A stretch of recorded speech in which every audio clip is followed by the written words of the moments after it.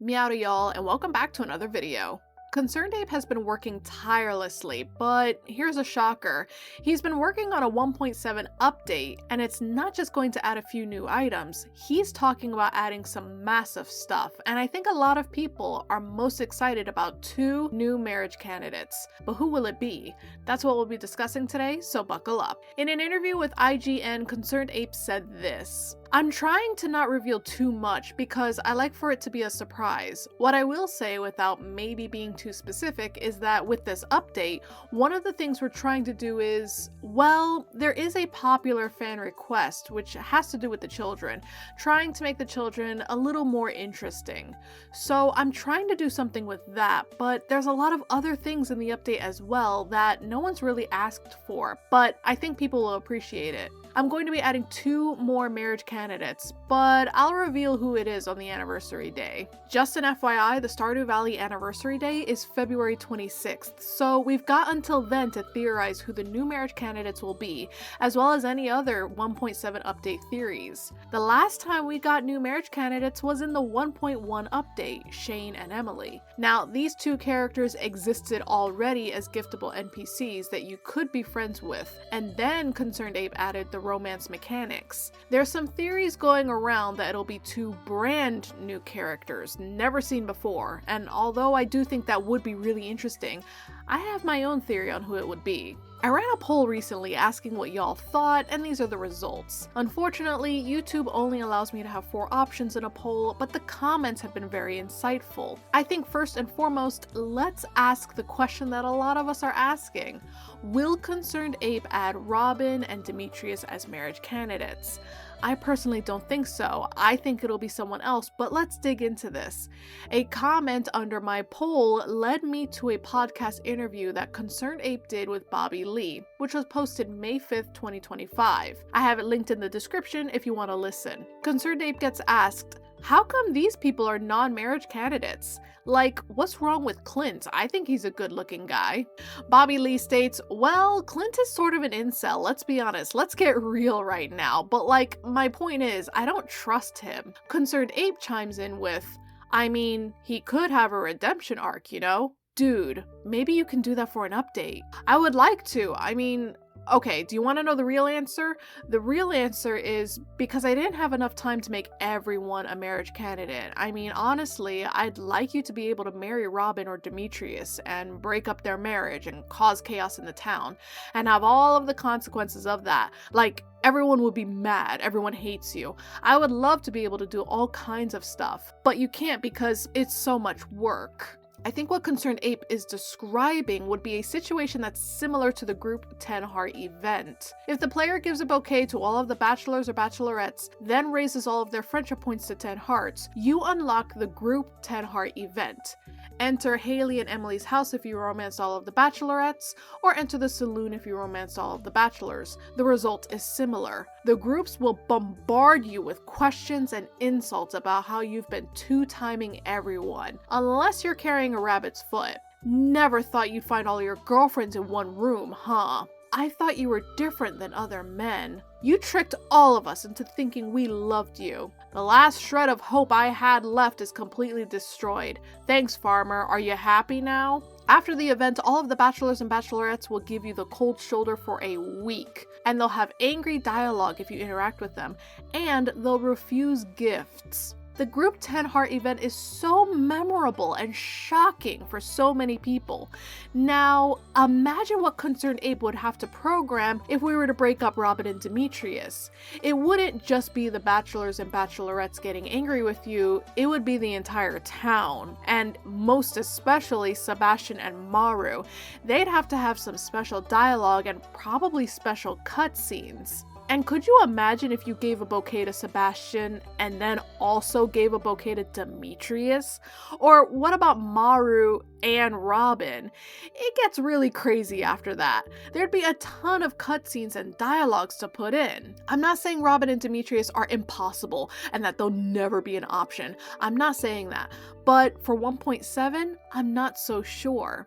IGN asked ConcernedApe, how's Haunted Chocolatier coming along? ConcernedApe says, it's coming along. The progress isn't as fast as I would like. Nothing is as ever fast as I would like. The main important thing about Haunted Chocolatier is I'm not going to release anything that I'm not happy with. If I don't think it's a great game, I'm not going to release it. So even if that takes years and years, so be it. That's just what I want to do. Fortunately, I don't feel like there's any real pressure. I haven't received funding from anyone or crowdfunding. There's not going to be any pre-orders. I don't actually owe anyone the game. It's like when I want to do it and when I want to release it, it'll get done. I mean, it's true that I've announced the game. That does create a lot of pressure on me because I do feel like I don't want to disappoint the fans by taking too long, but there's no real physical obligation with it. It's more just mental constructs, you might say. This guy is balancing a lot on his plate, and the 1.7 update is going to be adding not just new marriage candidates, but something new with children, and also, quote, a lot of other things that no one's really asked for, but I think people will appreciate it. So who do I think will be the 1.7 marriage candidates? 2 characters that already exist in the game and wouldn't require an insane amount of work. So I think that eliminates 2 brand new characters that would have to be designed, have a schedule, have their gift lists and all of that. Back to that podcast that ConcernedApe was in, I think one of them will be Clint. People have been asking for a redemption arc of some kind for him, and a lot of Emily fans have been weirded out or annoyed that Clint still fawns over Emily, even after she's already married to the farmer. Fleshing out the dialogue changes for after Emily is married and making Clint a possibility with a redemption arc seems like something that's up ConcernedApe's alley. And for the second character, it's going to be a bachelorette, first of all. I saw quite a few comments of people theorizing that it would be, for example, Robin and Pam, but based on the 1.1 update, it's going to be 1 bachelor, 1 bachelorette. We have no reason to believe it would be different this time. It seems fair to keep it 1 and 1. I think the second marriage candidate will be Sandy for quite a few reasons. Firstly, this is how the flower dance looked before Shane and Emily were added. This is how it looks now. I'm not sure we can keep adding a chain of new marriage candidates that get added without it looking a little silly after a certain point.